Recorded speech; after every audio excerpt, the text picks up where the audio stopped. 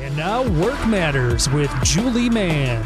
Hello, everyone, and welcome to that show that ponders a big question. Does work matter? And if it does, why? On this show, we explore topics that are important to creating that work that matters. And, you know, anybody who's listened to the show before knows I'm like that huge HR geek. And so I know work matters. And it's not only the name of the show, but it's just really, really, really what we believe on the show. So today we're really excited because we're going to continue from our segment earlier and continue exploring the topic of the OSHA Vaccine Mandate. And with me in the studio is Dave Worthams, and he's the director of the Human Resources Policy for Michigan Manufacturing Association. And this guy just knows not only the OSHA stuff, like he's just my go-to guy because he just knows everything. I don't know how he knows it all, but he does. So I used to host a trivia show. So. Yeah. Yeah. Sometimes this feels like trivia, doesn't it? And what's great about, there's many things that's great about Dave, but what I was laughing about in between segments is that how we're having so much fun talking about OSHA, right? Like that's just not a normal thing. So I got to say, we get a little credit, little pat on the back to say, yeah, we're certified geeks on this stuff. So exactly, or we're gluttons for punishment. Yeah. I don't know. One of the two. So Dave, welcome to the show, and thank you for making this a fun topic because it's fascinating. It's impacting everybody. It is, and you know, it's something that we all, whether we're a listener or we're an employer, a business, we all kind of need to understand it because it's going to have impact everywhere. So the first segment, we kind of talked about the overview of kind of like what's going on and whatnot. And so on this one, we're going to dive a little bit more into kind of what are some of the business requirements. But again, if you're a listener, keep in mind, this impacts you too. So don't go, I don't have a business, I don't need to listen anymore. I probably would if I were you. So with that in mind, Dave, I'm going to kind of put it back over to you. Maybe like 2 sentences about just the overall what we're talking about. Like what is this OSHA vaccine mandate thing? But you can listen to the other show to hear more. Exactly. But let's just kind of give it a quick tie and then jump into it. So real quick, OSHA is going to require employers with 100 employees or more to adopt a policy that either requires all their employees to be vaccinated or for those who choose not to be vaccinated, you can have a policy that allows them to provide a negative COVID test weekly that will allow them then into the workplace. And once they come in, based on the vaccination status, got to wear a face mask, got to social distance, that sort of thing. Right. Okay. And that's an important one because I think we skipped that. I was thinking about that on the first segment, that if you do not vaccinate, it's the testing and it's a face mask requirement. Right. And again, that's not employer choice. That's part of that mandate. Mm-hmm. And for those not vaccinated, there is not a mask requirement. For those people who are vaccinated. If you are vaccinated, you have provided proof that you are fully vaccinated. You don't have to worry about face masks. You don't have to worry about social distancing. You show that to your employer, and you don't have to do any sort of weekly update with them in order to get into the workplace.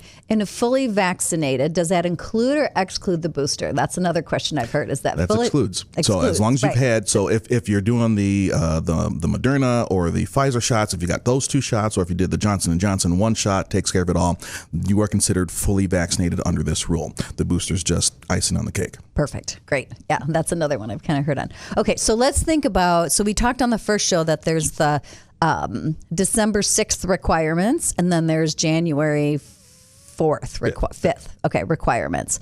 So from a business standpoint of view, let's talk about that December 6th, because there's things that are coming up pretty darn soon. Mm-hmm. And what are some of those requirements looking like, and what's it going to kind of feel like in the workplace? So under the rule, as you the big thing to keep in mind as you get into the December deadline is you have to decide which policy you've adopted, and you've got to adopt that policy. So either you're going to tell your employees everybody's got to get vaccinated, or if you don't get vaccinated, you got to do the test. You got to have that on the books come that December deadline. And at that point, on the books, does that mean it has to be communicated to employees and posted? Okay, yes. So it's developed, communicated, educated. Exactly. So developed, adopted, communicated, educated. Boom, you're gone. You're on the way. And then at that point, it is most appropriate for employers to start collecting that information that you need to determine your employee's vaccination status. So, ask for a copy of the DHHS card that you would get, or if it was somebody who got the shot through a FEMA location, make sure that they go to FEMA to get a copy of that, or there's actually a central database that USDHHS has that you can go on and download a copy of what your vaccination status is, regardless of FEMA or what have you. Should be able to get that out. So you start collecting that, and keep in mind you have to keep those records on file as long as this rule is out there. Now, I have a question on that from a record standpoint of view. So the record from an employer's standpoint of view. So now I have this vaccination. Let's just assume it's the vaccination card is the record that I have. Can that record be housed in my HR personnel file? Yes.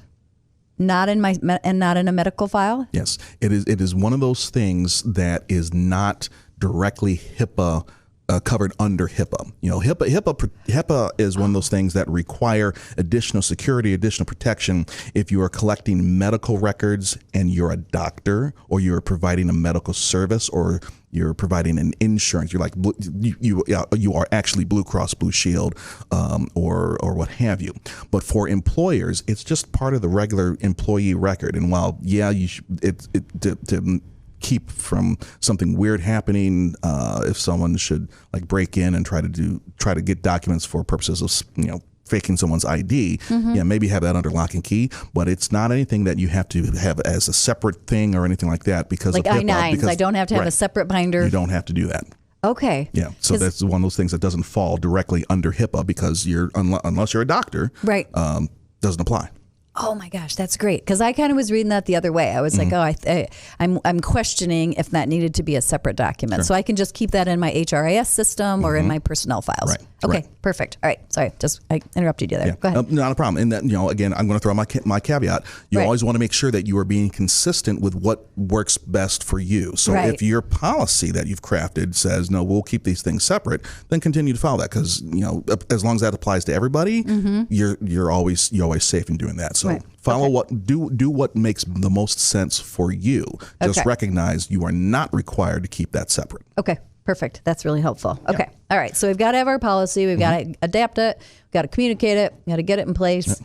The other conversations you should probably have as we're going into December is trying to figure out, do you need to change your PTO policy to reflect the 4 hours that are required for employers to give to employees who wish to be vaccinated? So if someone is not vaccinated now, they know the policy is coming, they choose to get vaccinated, employers have to grant them 4 hours of PTO to go ahead and do that vaccination, and then also an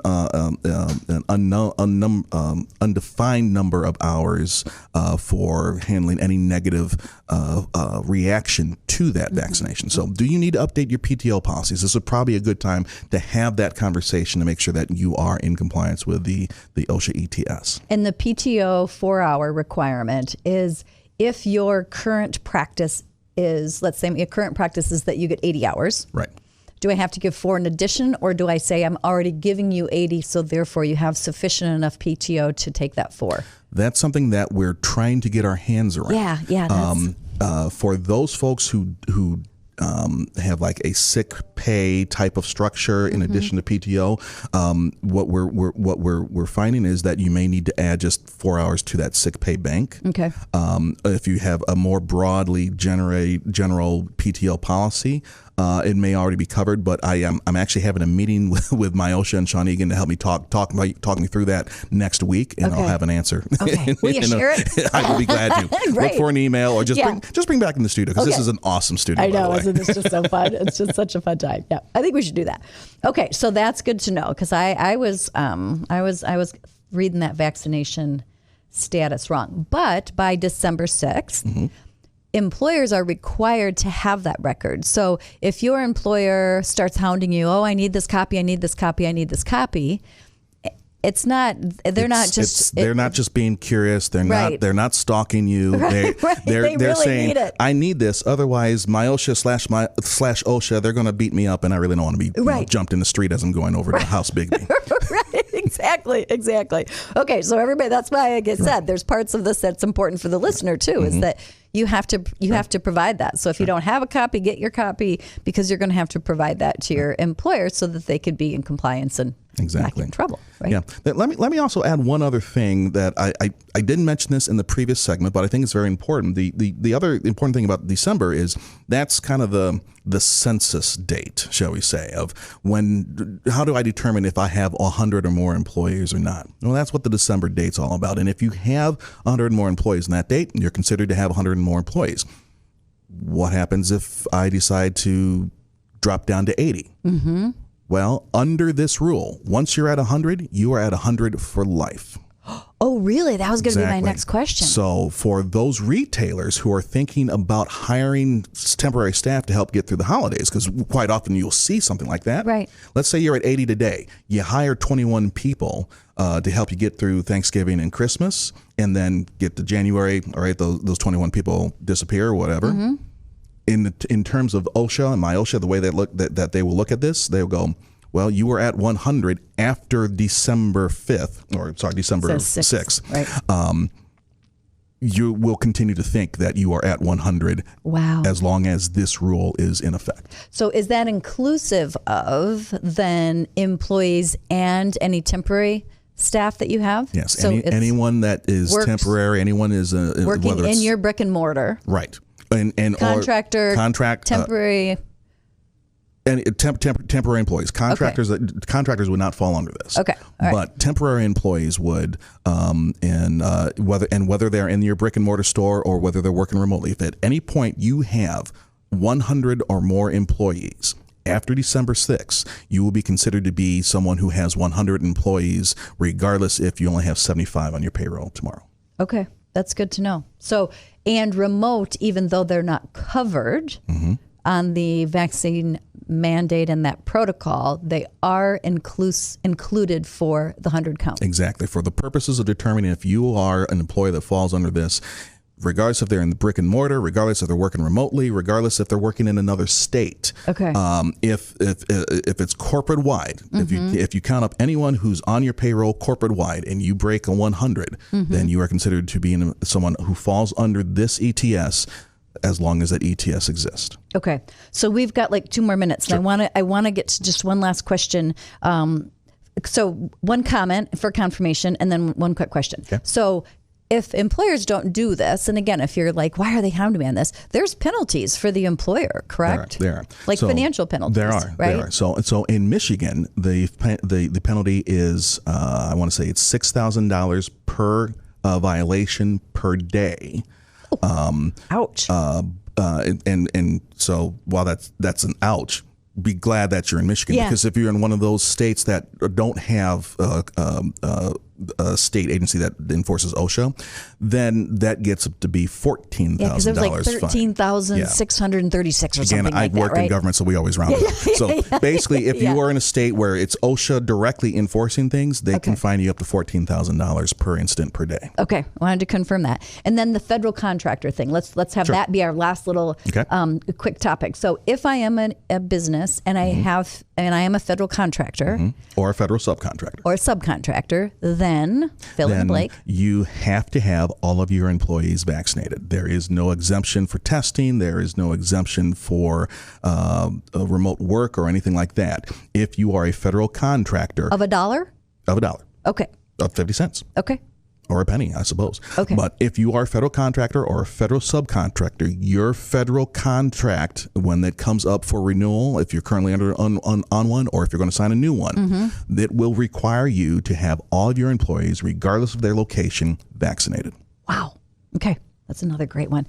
Okay, everybody. Boy, I don't know how this time flies so fast, but it did. So I thank you so much, Dave, for joining us. To all of our listeners, I hope that this kind of helped demystify, help you understand, both from how it's going to impact you at work, as well as what your employers are trying to work through. So it's a lot for us all, but as always, it's a journey, and we'll get there. So, thank you. And real quick, Julie, we're recording this on Veterans Day. Happy Veterans Day. Thank you, Dad. Thank you, Uncle Archie.